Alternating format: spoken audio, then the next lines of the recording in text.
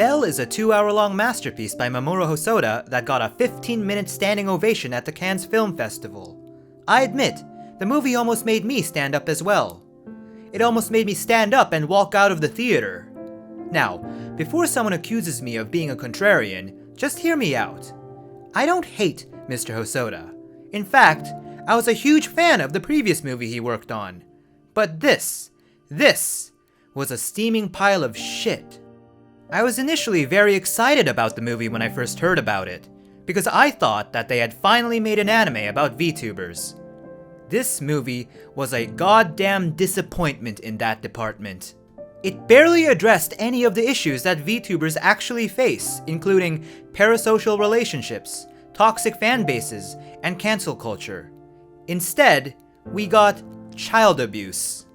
It felt like Mamoru Hosoda wanted to make a movie about streamer culture without knowing anything about streamer culture, and because of this, instead of drawing from actual issues that streamers face in real life, he decided to go back to what he's good at and talk about family drama. Unfortunately, the family drama this time also fell flat. It painted Suzu's mother as a hero for abandoning her own child, and didn't give her father enough screen time for me to care about him.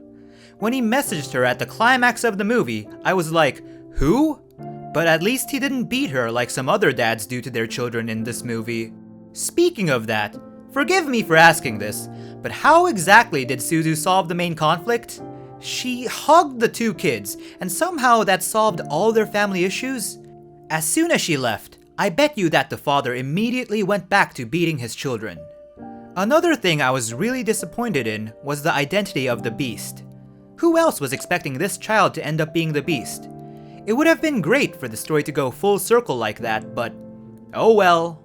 The movie didn't only waste time talking about family drama, but it also wasted time on an overdone romance subplot between the protagonist and her childhood friend, who, by the way, has the personality of a wet sock. I thought this relationship was underdeveloped and I had no investment in it. The relationship between these two characters, on the other hand, was adorable. Now, to give credit where credit is due, as unfocused as it is, the movie does attempt to talk about some relevant themes, namely the idea of mibare, which refers to VTubers having who they are behind their avatar revealed, similar to doxing. But I don't think this theme was addressed in a very satisfactory manner. In fact, the movie goes as far as to portray doxing as a force for good, with Suzu having to dox herself and expose her identity in order to help the Beast.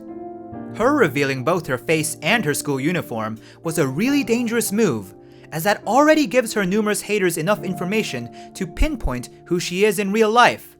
But of course, the movie doesn't go into this. Instead, the movie encourages anyone who hides behind anonymity on the internet to reveal themselves, saying that not doing so is a sign of weakness, with the assumption that everyone who chooses to remain anonymous online, including VTubers, are doing so because they lack confidence.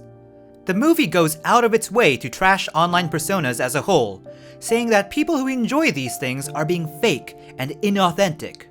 The relationship between Belle and the Beast could have been a beautiful story about how online relationships between strangers can be life-saving, but instead, the movie depicted this relationship as being shallow in virtue of it being anonymous and online, with Belle having to reveal who she really is before she can save the Beast by meeting him not on the internet, but in real life. The online personas were nothing more than tools for her and the Beast to grow as people, and they didn't hold any value in themselves. To the people that managed to find meaningful relationships online, Mamoru Hosoda only has one thing to say to them: go outside and touch some grass. The allusion to Beauty and the Beast, with the main character's persona literally being named Belle, exemplifies Hosoda's thoughts on online relationships.